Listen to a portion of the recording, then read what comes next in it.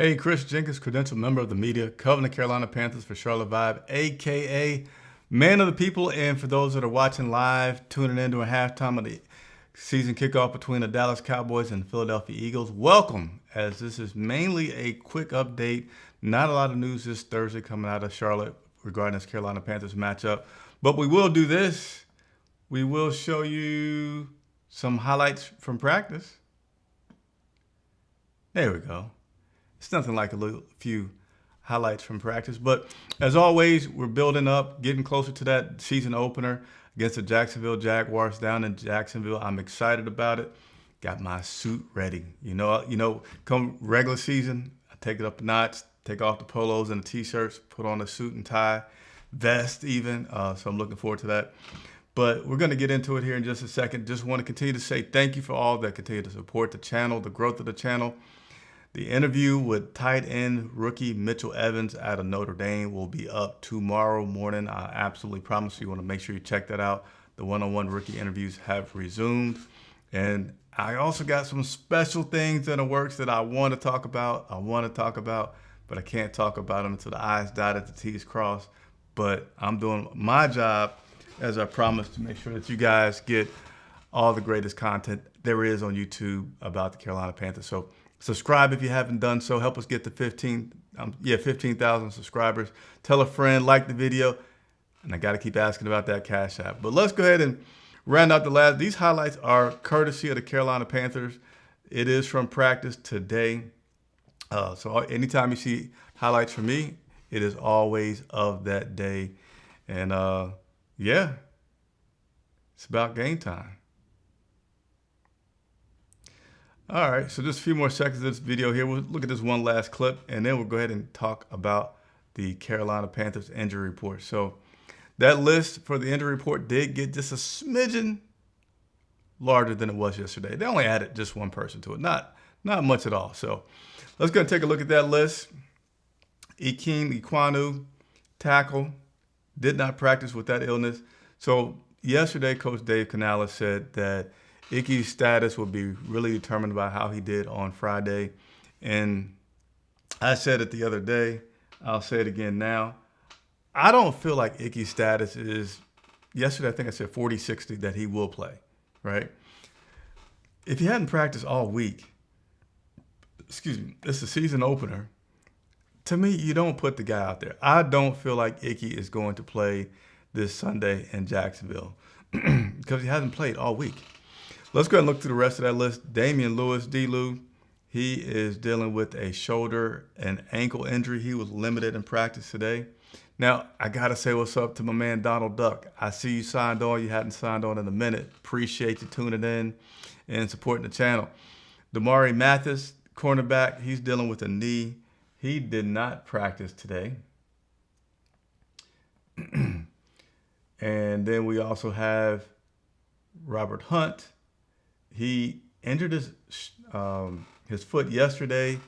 I forget what kind of scan that he had today, but things came back negative. So he's looking good to play this Sunday. And then Robert Hunt, and good old Robert Hunt, entertaining fashion, talked about if he was able to, if he was in the stands this Sunday watching the game and they win, he'd jump in the pool with clothes, cell phone, everything, and just enjoy. Like, why not? They got a pool there. Like, take advantage of it and have some fun. Sean Robinson, he was not on the injury report yesterday. He is your new addition with the groin. He was limited in practice today. And then of note, Damari Mathis, I just touched on him with his knee.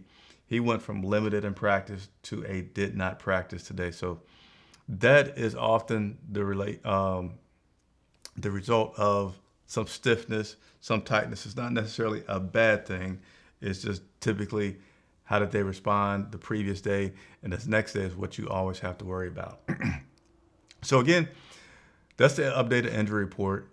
Not a lot out of the locker room today in the stadium as offensive coordinator, defensive coordinator, and special teams players. Coaches spoke to the media today. A few takeaways that I'll share with you guys from that was Brad Isaac talking about the offensive side, as he is the offensive coordinator, and said, hey, now you got some new weapons. You got some new running backs in there with Trevor and with Rico.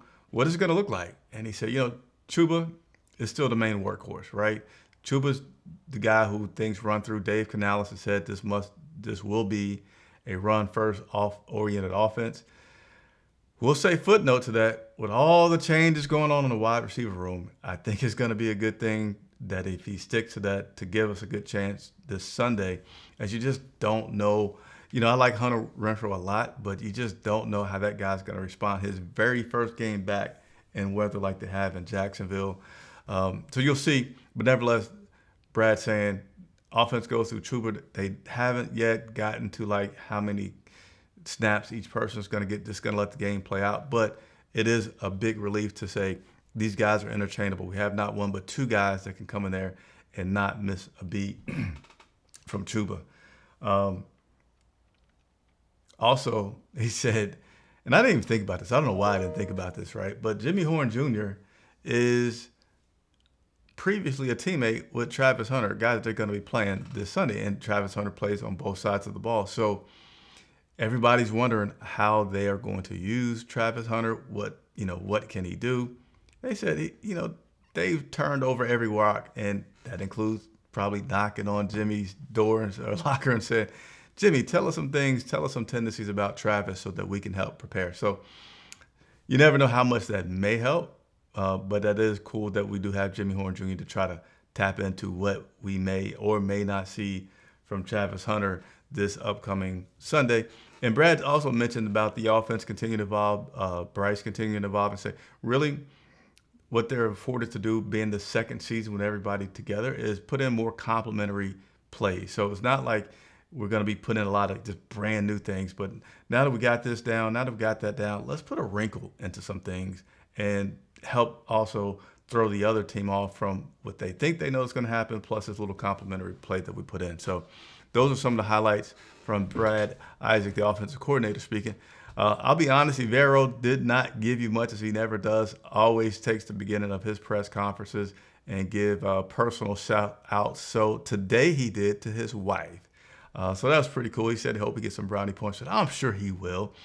But he also touched on one player, Thomas Nkoum, which was talked about a few times today.